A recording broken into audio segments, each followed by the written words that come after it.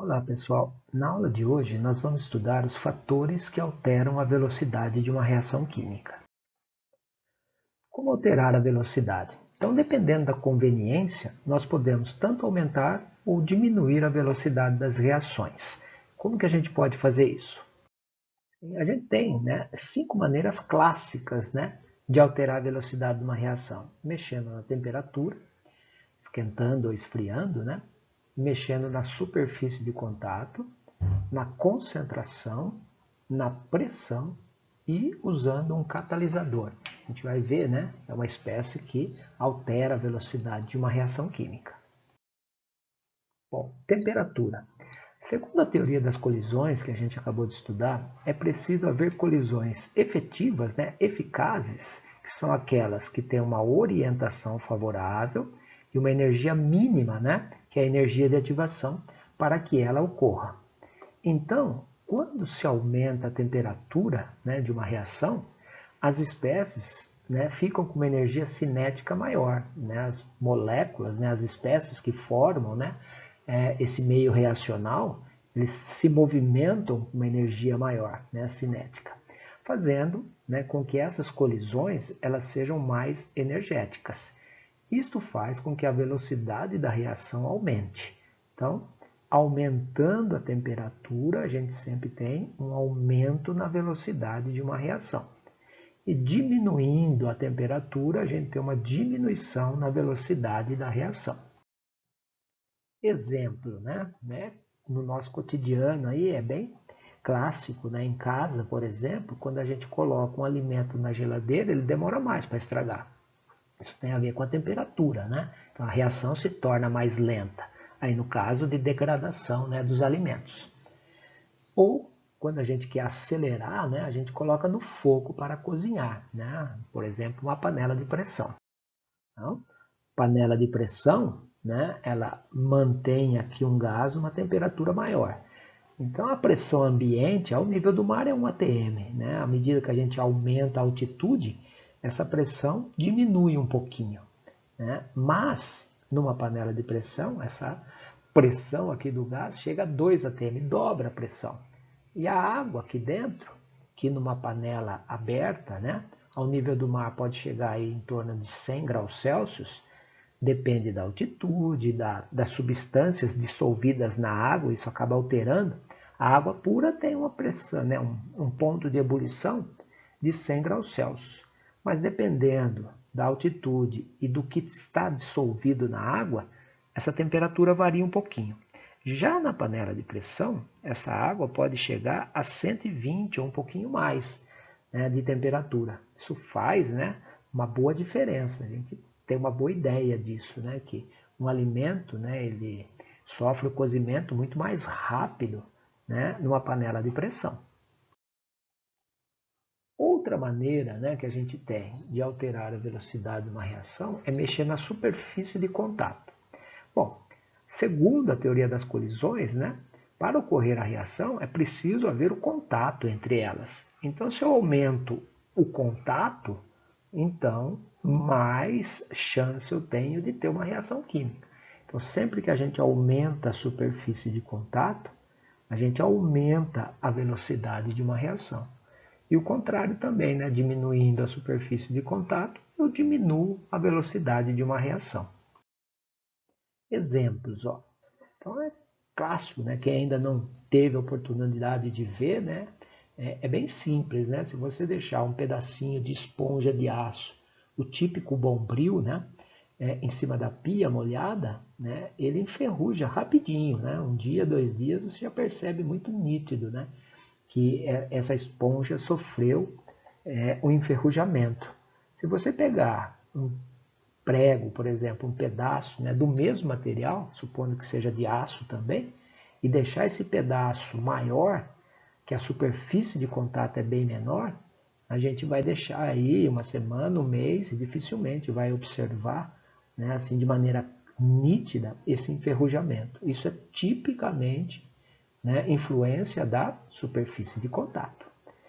Outro exemplo que a gente pode pegar é a madeira, quando você vai queimar madeira. Se você pegar uma tora, um pedaço de madeira e tentar botar fogo, é bem mais difícil. Se você pegar gravetinhos, né, pequenos pedaços, né, de madeira, você consegue fazer, né, essa chama aí, né, pegar fogo de maneira muito mais simples, muito mais rápida.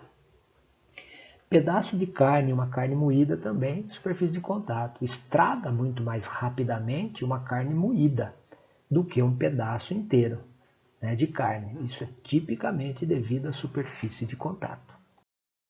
Então, como exemplo aqui, ó, aqui os pedaços, né, de madeira são os mesmos, mas em qual deles você imagina, né, que a combustão vai ser mais rápida, aqui ou aqui embaixo? Tá? Aqui embaixo, e o motivo é a maior concentração, é o maior contato entre a madeira com o oxigênio. Então fica mais aerado, né? Então você tem mais oxigênios. Isso faz com que a reação seja mais rápida, que o contato entre a madeira com o oxigênio é muito mais efetivo nessa montagem aqui do que nessa daqui. Outra, né, maneira que a gente tem de alterar a velocidade é mexer na concentração dos reagentes. Se quanto mais contato, pela teoria das colisões, né, entre os reagentes, maior é a velocidade das reações, então quanto maior a concentração, tem mais reagente, tem mais contato. Então, mais colisões, isso proporciona uma reação mais rápida.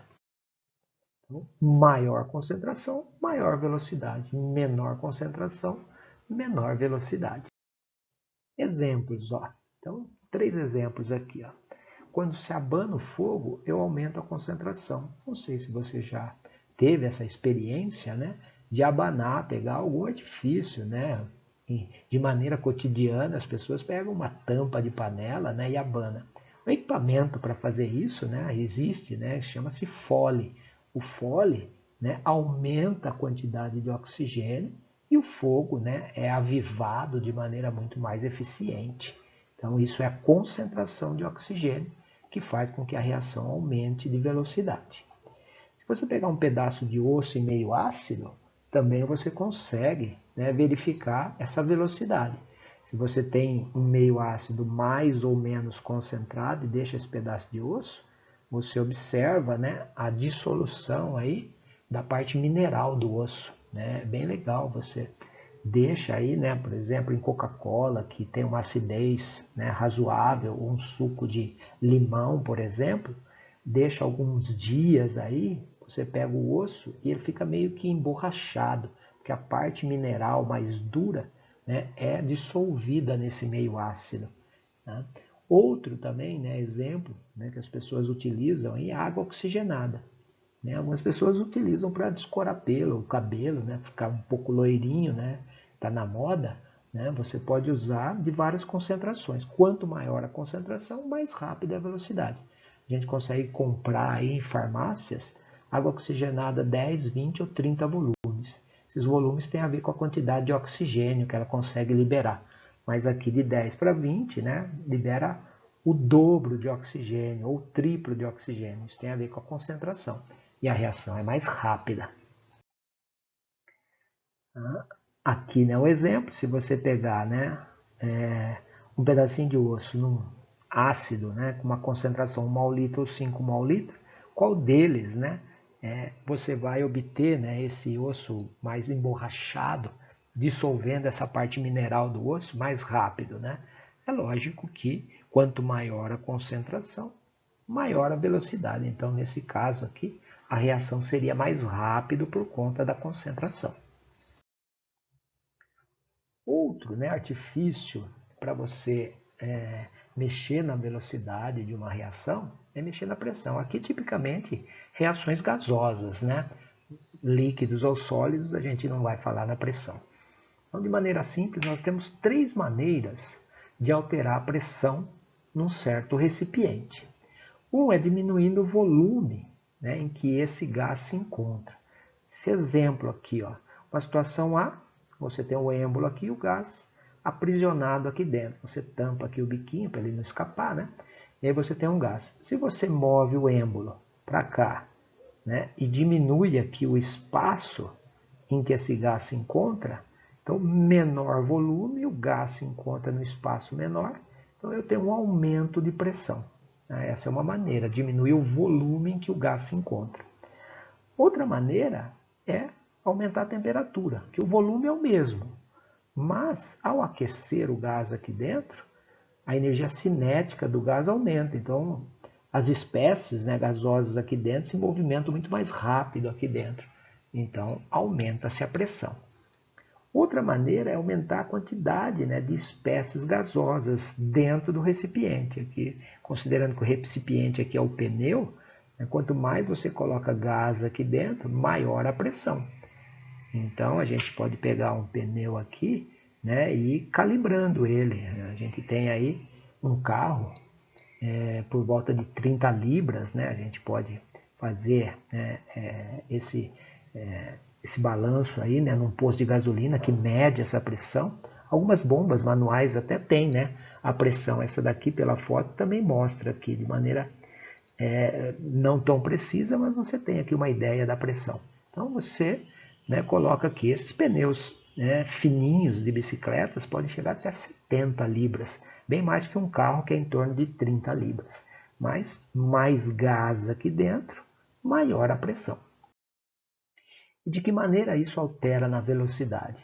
Se eu aumento a pressão, eu aumento o número de colisões. Se for num volume menor, né, você tem menos espaço para esse gás, então tem mais colisão. Aqui o espaço é o mesmo, mas como as espécies estão mais rápidas, as colisões, né, acontecem também muito mais. Né? Ou se você coloca mais espécies no mesmo volume, também mais colisões. Qualquer uma dessas três situações, você aumenta o número de colisões. Então a chance da reação acontecer é maior. Então aumenta a velocidade de uma reação. Ao contrário, né, se você diminui a pressão, por uma dessas maneiras aqui, menos colisões, menor a velocidade da reação, então.